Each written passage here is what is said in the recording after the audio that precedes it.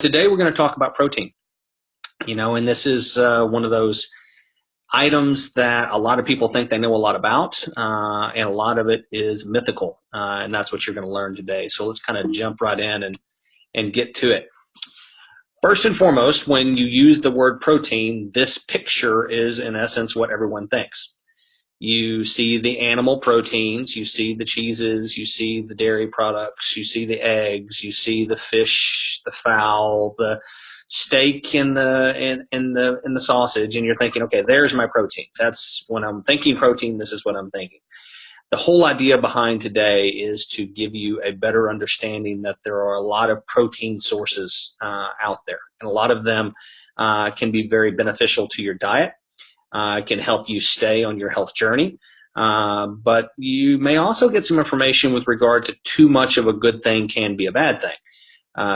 We are consuming animal proteins at a rate much higher than we ever have in the past, and we are consuming less and less fruits and vegetables on a regular basis. In fact, more than 75% of Americans don't consume the recommended amount of fruits and vegetables every day.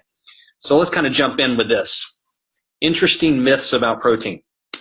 And the reason why we wanted to follow the myth cycle, if you will, is because these myths are contributing to some eating issues, eating problems, and lack of results that people are getting from their diets simply because they have a belief system that is not aligned with reality, fact, or how the protein that they are consuming is being processed through the body. So let's go into myth number one. Myth number one, Americans are chronically protein deficient. You've heard this everywhere. I've seen people talk about this. I've seen magazine articles in Men's Health and Women's Health and all kinds of other things talk about how Americans are chronically protein deficient. Reality is that just is not true. It just isn't. The reality is that protein deficiency is actually rare. It is common, or most common, amongst vegetarians and vegans, because plant-based proteins lack all of the essential amino acids and suffer from bioavailability issues. What I mean by that is that not all plant-based proteins have all of the essential amino acids in them, and because of fiber and other issues within the plant itself, there are related issues to bioavailability, or the body's ability to absorb the protein that is in the plant. The reality, though, with regard to the amount of protein that's being consumed by Americans, it far exceeds what the CDC recommends for adult consumption. As you can see, the CDC is recommending 46 to 56 grams per day.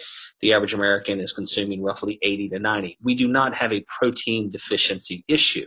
Does not mean, though, that people are not protein deficient. What that means is we are consuming a large amount. The question is, are we actually getting it into our diet in the right time, in the right way? And we'll talk about that as we move on through the presentation. Myth number two, more protein equals more muscle. That's a myth. More protein does not equal more muscle.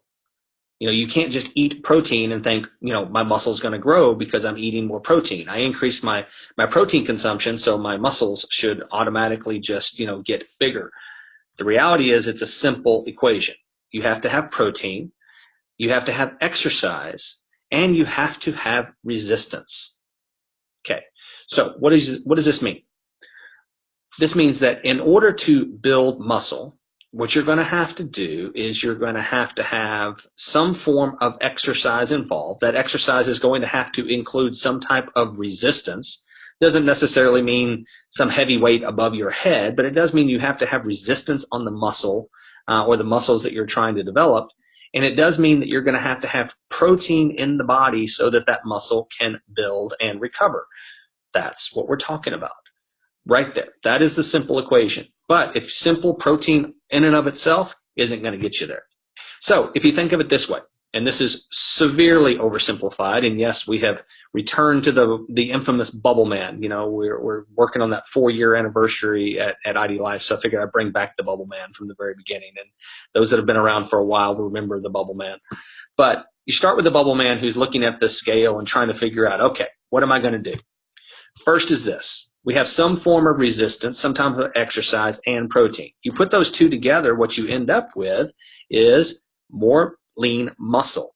More lean muscle on our body is going to increase our metabolism. That's the whole reason why we're putting lean muscle on our body. One, it's to protect our musculoskeletal system, so basically trying to protect our skeleton by putting more muscle on our body. But the byproduct of it is also going to increase metabolism. Now, how does that happen? Well, a pound of fat is going to burn 2 to 3 calories per day. A pound of muscle is going to burn 7 to 9 calories per day.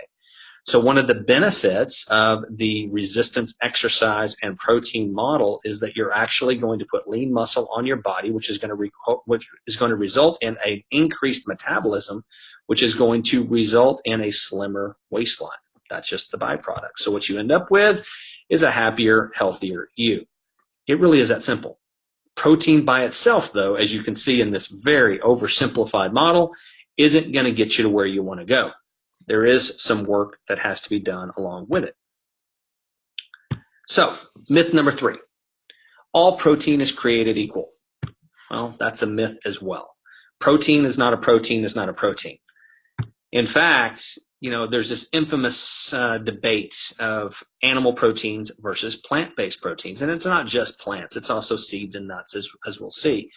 But the reality is all animal proteins are complete sources of essential amino acids. The same can't be said about plant proteins. So you can't say all proteins are created equal. So, if you're a vegetarian or vegan and you think, hey, look, I can simply just eat all the broccoli and I can get all of my protein that I need for a day. Well, broccoli doesn't have all of the essential amino acids that your body needs from that protein source. So you're going to have to be more deliberate in making sure that you're combining plant-based proteins with seed-based proteins, with nut-based proteins, in order to get your body all of the essential amino acids it needs to basically sustain life and to build muscle. Animal proteins, the benefit there is they have all of the essential amino acids in them, but one of the bad sides of the animal-based protein is all of the genetic modification that we're now doing to animals, along with the all of the RGHB, all of the hormones, all of the antibiotics, and all the other issues that are associated with what we're doing to our animal-based protein supply in this country that is resulting in all kinds of medical issues, problems, obesity rates, and other issues that humans are having to deal with based upon how we are treating our animals and what we're feeding them to make them bigger, stronger, and produce more. So again, all protein is not created equal. Know the difference between the two. If you're wondering about your amino acids, here are the essentials. So when we talk essential amino acids, the ones that you hear about so often are isoleucine, leucine, and valine. Those are the 3 that you talk about. But this is the list of essential amino acids. This is the conditionally non-essential. That means if you have certain conditions, certain issues, certain problems, or certain deficiencies, you may need these in a supplement type form or food-based form. And of course, you have the non-essential amino acids over to the right as well. So if you've ever looked for the list of what they are, there you go. Myth number 4, the more protein you eat, the better. This is just kind of the American way, isn't it? If something's good for me, more of it must be better. This is an asinine statement. You walk into a gym and they have a 20 gram, 40 gram, 60 gram, and 80 gram protein shake. And the number one seller is the 80 gram protein shake because if 20 is good for me, 80 must be better. This is causing all kinds of problems and issues across the country. I mean, we run into it all the time. Don't fall into this trap. It's just not true. There is a limit to how much protein the body can use. Now, science is, I will tell you, split on this. Okay, and what I mean by that is for every person that says, hey, you should keep on a per meal basis your protein consumption between 25 and 30 grams, there is another scientific article that says you can eat as much protein per meal as you want and your body will eventually process it through. The reality is this. Science is not going to agree on this, and there's a lot of reasons why. There's industries involved, there's money involved, so you're always going to have these articles on the both sides of the equation. But if you're really trying to benefit yourself and want to make sure that you can process what you're consuming The safe way to do that is to simply spread your protein out over the day. Avoid that single meal overload. Don't sit down and have an 80-gram steak as your only source of protein for the entire day, and everything else is, you're avoiding the protein altogether. Really spread it out over several meals, and then of course you're doing what all scientists will agree, which is getting the essential amino acids that you need over a period of time throughout the day, so that your body can process it, use it, help you build muscle. But remember, it's not just an animal-based thing; it can also be plant-based. Here is the real issue, though. The typical American eating ritual is backwards. What I mean by that is typically what most nutritionists and dietitians will tell you is eat like a king at breakfast, a prince at lunch, and a pauper at dinner. That's kind of the idea. So your body is, basically burning the fuel, if you will, more optimally throughout the day. But the American eating ritual is just the opposite. It's eat very little for breakfast, if not skip it completely. Eat a moderate lunch, usually because of time issues. You don't have enough time to sit down and have a decent lunch, because nowadays it seems like we don't have time for anything. And then at dinner, we gorge. So when it comes to protein, this is basically what ends up happening. A lot of times people will skip protein altogether for breakfast. They will have very little of it for lunch, and then they're gorging on it at dinner. So here's kind of the issue that we talked about with regard to processing the protein, and whether or not you can process it all in a single meal. Spread it out. Actually start to add some proteins to each meal, and get your body what it needs from the essential amino standpoint, depending on whether or not you are going to introduce plants, seeds, nuts, and beans or legumes into your diet. Myth number 5, I'm feeling tired, so that means you're probably protein deficient. You may or may not have heard this one. This is one that is not as common, but it is pretty common amongst people that they work out, they spend a lot of time in gyms or things like that. This is something, we've heard a lot. If you lack energy, it's probably because you're protein deficient. That just isn't true. It just absolutely isn't true. Unless you're vegan or vegetarian and you notice your arms getting slimmer, your fatigue is probably has nothing to do with the protein consumption. It's most likely going to deal with your sleep, hydration, and stress levels. That's really what you're dealing with here. The biggest issue that we have in this country right now, and the number one cause of disease, is lack of sleep. We've done plenty of trainings on, get your sleep your way to health, and things of that nature. The main reason why we've done that is to educate people on what is causing this cyclical system of energy and lack of it, and caffeine consumption and over caffeine consumption, and the effects that it has on the adrenal glands, and why our chronic dehydration is leading to more problems than we know what to deal with, and the fact that we're all completely stressed out all the time for any number of reasons. I mean, that's really the issue. So if you're one of these people that has a friend that's in the know, that sees you being tired and says, hey, you need to add more protein to your diet, just know that's myth number 5 in things that people have a tendency to say about protein. Myth number 6, eating more protein helps you keep your weight down. Now, this is probably the most repeated myth out there. It is a myth. And here's the reason why it is a myth. Simply this: protein can increase satiety. That's right, it's going to have that feeling of fullness. But eating too much protein can still pack on pounds if you aren't careful. It's still a numbers game. I mean, protein is going to have calories in it. Your body can only burn so many calories per day, depending on what your basal metabolic rate is and how much exercise you're getting throughout the day, how much movement you're doing throughout the day. So if it's one of those, eating more protein is going to help keep your weight down, well, if you're exceeding your calorie limit for the day, being that you are exceeding the number of calories your body is able to burn based upon your activity level and your basal metabolic rate, you are still going to gain weight. The problem with the statement above, eating more protein helps keep your weight down, is people think, okay, so if I just stop eating as many fats and stop eating as many carbs, or just completely eliminate carbs from my diet, then I can get my weight down simply just by eating proteins, and I can eat as much as I want.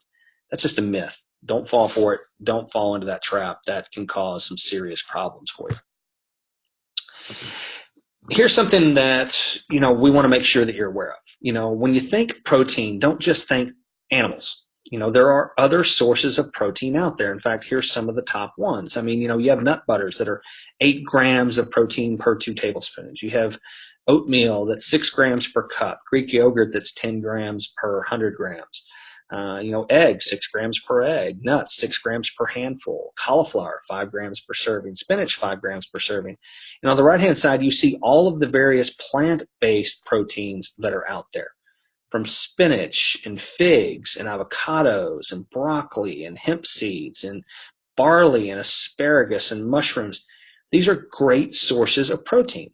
Just remember, though, that they may not have all of the essential amino acids you need. So if you are going to basically try to start looking for other sources of protein in your diet, actually try to get all of the benefits that the plant brings beyond the protein with regard to the fiber and all of the other macronutrients that are available in the plant-based proteins, as well as all the other benefits to your gut and your digestion and other issues, then by all means, just understand the combination of the various plant-based, nut-based, and seed-based proteins so that you can make sure that you're still getting all of the essential amino acids you need for your body. In fact, I want to kind of almost wrap up with the did you know here, which is, when you look at the percentage of protein in the plant versus the percentage of protein in the meat, if you will see that the percentage of protein in plants for the most part, far exceeds that in the actual meat itself. Spinach is 49% protein, kale 45% protein, broccoli 45% protein. These are things, and this is just an example. There's lots of examples out there. So don't get lost in the concept of protein means meat. Understand that there are other sources of protein out there, and understand that not only are they available, they are essential to improving your overall health, because 75% of people that are listening to this webinar, including your presenter at the same time, don't necessarily get all of the fruits and vegetables that we need in our diet on a daily basis. And since we're talking about proteins, I would be remiss if I didn't mention to you that one of the great benefits of adding plants into your diet is that you can also improve the quality of protein that you're consuming at the same time. I'll leave you with this cartoon.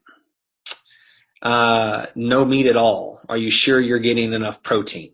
Says the squirrel to the gorilla. Have you ever noticed that all of the largest animals, for the most part, on this planet are herbivores? Think about that for a second. You're talking about bovine, you're talking about buffalo, you're talking about elephants, you're talking about gorillas, you're talking about, the largest animals on the planet are plant eaters. But yet we still have this belief system that in order for us to be big and strong, we have to eat meat. Well, it's not necessarily true. So part of the reason why we wanted to do this, understanding protein presentation for you today was so that you could get an understanding that there are other sources of protein out there, but you need to be cognizant of the essential amino acid intake if you're going to choose plant-based proteins, nut-based proteins, and other forms of seed-based proteins to make sure that you're getting what you need on the essential amino acid side. But other than that, start mixing it up, start exploring, start taking advantage of all of the other sources of protein out there other than just meats. At IdeaLife, it's all about healthy eating. It's all about healthy living. It's all about understanding how our diet and lifestyle choices are creating the nutritional gaps that we have. And, these lunch and learns are all about giving you the information so that you can make informed choices, so that you can share this information, so that you can get a better understanding of nutrition, most importantly, so that you can share that with the people that you care about and the people that you love.